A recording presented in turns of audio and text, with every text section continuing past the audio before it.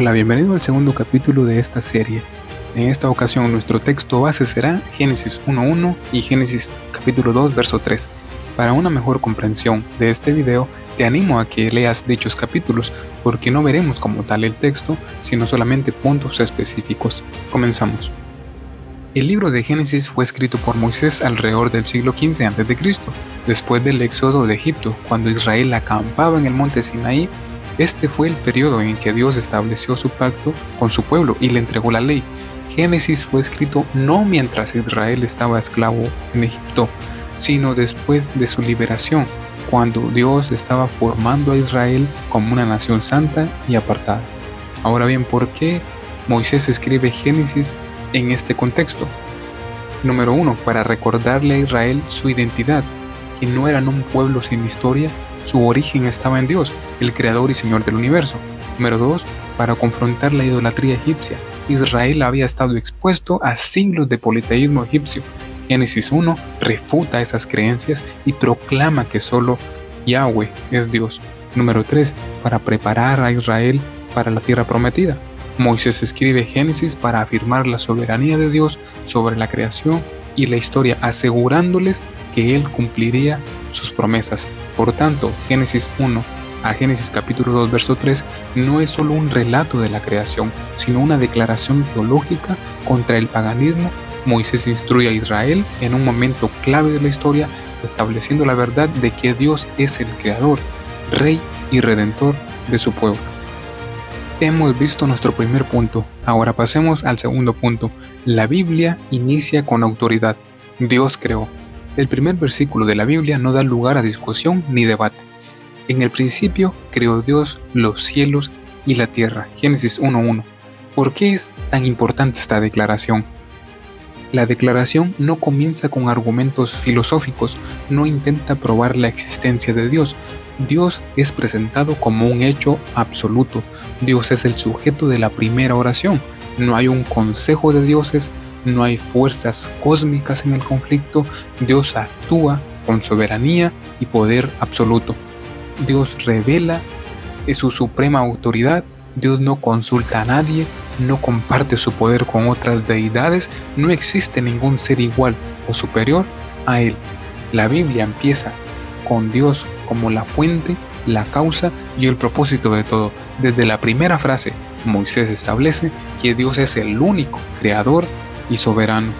Un verso clave para esto es: Señor, tú has sido nuestro refugio de generación en generación, antes que nacieran los montes y formases la tierra y el mundo, desde la eternidad y hasta la eternidad, tú eres Dios. Salmos 91 al 2.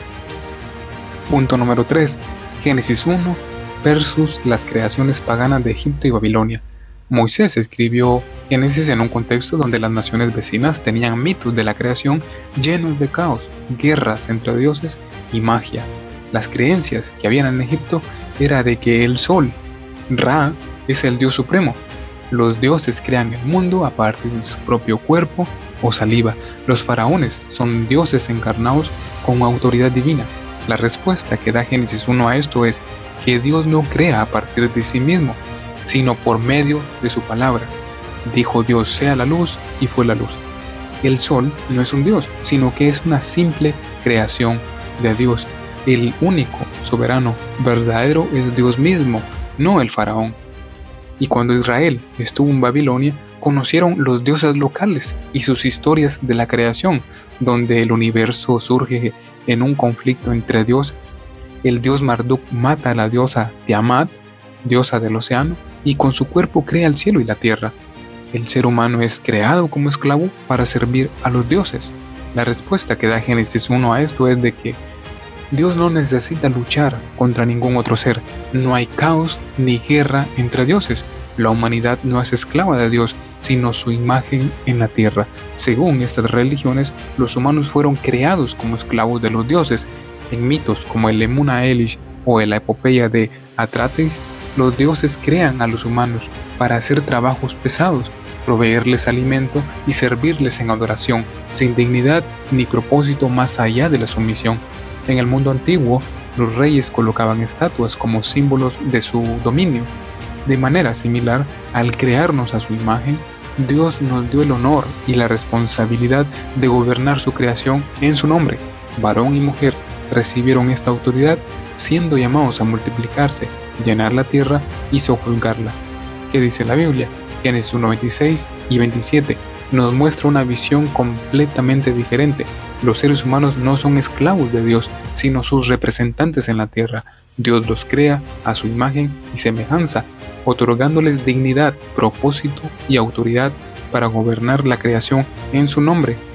Él dijo: hagamos al hombre a nuestra imagen, conforme a nuestra semejanza, y señoree sobre los peces del mar, en las aves de los cielos, en las bestias, en toda la tierra y en todo animal que se arrastra sobre la tierra. Dios no creó al hombre para servirse de él, sino para que el hombre disfrutara de su creación y reflejara su gloria. Dios provee para el ser humano. Otra gran diferencia es que en las religiones paganas los dioses dependían del trabajo de los seres humanos para su sustento. En la Biblia es Dios quien provee el alimento y sustento para la humanidad. En conclusión, Génesis 1 no solo es un relato de creación, sino un mensaje de esperanza. Nuestro Dios es el único creador y sostiene todo con su palabra. No hay otro poder en el universo que pueda rivalizar con él. No somos esclavos, sino portadores de la imagen de Dios. No fuimos creados para trabajos forzados, sino para gobernar la creación en el nombre de Dios. Dios no necesita de nosotros para sobrevivir. Nosotros necesitamos de Él. Ahora veamos el cuarto punto, tema y objetivo del texto, Génesis 1 a capítulo 2, verso 3. Todos los relatos que veamos del Génesis tendrán un tema y un propósito, y para pasar a ver el tema y el propósito de esta narrativa, déjenme ilustrarlo de la siguiente manera. Imaginen que un padre israelita en el monte Sinaí se está preparando para enseñar a su familia. Se sienta en su hogar, abre la escritura, mientras sus hijos se reúnen alrededor, llenos de curiosidad. Uno de ellos le pregunta con entusiasmo: «Papá, ¿de qué nos hablarás hoy?». El padre sonríe, toma aliento y responde con solemnidad: «Hoy hablaremos de algo grandioso, algo que va más allá de nuestra comprensión. Hoy les hablaré de la historia cuyo tema es: con su poderosa palabra el Rey del universo creó la tierra y estableció su buen reino». Los niños escuchaban con atención. El padre continúa su enseñanza, describiendo con claridad cómo Dios habló y todo comenzó a existir. Y al llegar al final, el padre concluye: esta es la narrativa de la creación. Pero no solo dice cómo comenzó todo, sino que también tiene un propósito. Y ese era: Dios quería que su pueblo supiera que Él es soberano sobre toda la creación, que Él reina sobre todas las cosas y que no hay otro poder mayor que Él. Entonces, cuando Moisés escribió estas palabras, fue para consolar a Israel y mostrarles que su Dios no era un Dios entre muchos, sino el único, el verdadero y el todopoderoso. Y hoy esta verdad sigue siendo la misma. Nuestro Dios sigue reinando y nada escapa a su control. Pero hoy, cuando leemos dicho relato, enfocamos nuestra atención en la creación, mas no en el Creador. Y eso es lo que pretendemos cambiar en esta serie: entender el texto como lo entendió la audiencia original. Habiendo visto el tema y el objetivo del texto, ya tenemos el terreno preparado para ver las formas en las que se puede predicar a Cristo desde Génesis. Predicar a Cristo desde esta narrativa es un reto, ya que describe un mundo en su estado original, sin corrupción ni necesidad de redención. En este pasaje todo es bueno, perfecto y ordenado, lo que aparentemente no deja espacio para la urgencia de un Salvador. No encontramos en este relato una profecía directa sobre Cristo ni una figura que lo represente explícitamente. Sin embargo, aunque Génesis 1 describe la creación antes de la caída, fue escrito para un pueblo que ya vivía en un mundo afectado por el pecado. Por lo tanto, el mensaje tenía un propósito más profundo. Al revelar a Dios como el Creador soberano, se establecía una verdad fundamental que más tarde encontraría su plenitud en Cristo. Así, aunque el texto no menciona directamente al Mesías, su contenido permite trazar conexiones genuinas con él a lo largo del desarrollo de la revelación bíblica, culminado en el Nuevo Testamento. Y la primera forma de llegar a Cristo en esta narrativa será la progresión histórica redentora. Aquí vamos a ver cómo en el principio Dios creó la tierra como su buen reino, pero el pecado destruyó este reino al introducir la corrupción. Dios restaurará su reino a través del Mesías, este es Cristo, y en su primera venida Él declaró: el tiempo se ha cumplido y el reino de Dios se ha acercado. Esto está mencionado en Marcos 1:15. Sus milagros demostraban la presencia del reino de Dios, y en su segunda venida Jesús restaurará por completo los cielos y la tierra, es decir, el reino de Dios. El segundo punto o la segunda forma para poder predicar a Cristo es el cumplimiento de la promesa. Ya hemos visto que en esta narrativa no hay una promesa por cumplir ni tampoco una tipología de Cristo, por lo tanto pasaremos a ver la analogía. El puente de la analogía puede detectarse al considerar el propósito del mensaje. En este caso, el objetivo era consolar al temeroso pueblo de Dios con el conocimiento de que su Dios es el soberano creador, quien controla el destino del mundo y el de ellos también. En Génesis, Dios es el creador y el soberano, quien gobierna sobre toda la creación y cuida de su pueblo. Este mensaje no solo reconfortaba a Israel en el Antiguo Testamento, sino que sigue siendo fundamental en el Nuevo Testamento, pues Cristo dice esta verdad: miren las aves del cielo, y vuestro Padre Celestial las alimenta. ¿Acaso no valen ustedes mucho más que ellas? Cristo no solo confirma la soberanía de Dios, sino que Él mismo es el sustentador de todas las cosas, según Hebreos 1, 2, 3. Ahora veamos la quinta forma, que es el tema longitudinal. Cuando predicamos a Cristo desde Génesis, una forma poderosa de hacerlo es a través de los temas longitudinales. ¿Qué significa esto? Básicamente trazar líneas temáticas desde la creación hasta Cristo, mostrando cómo toda la escritura apunta a Él. Por ejemplo, veamos la palabra de Dios como agente de creación y redención.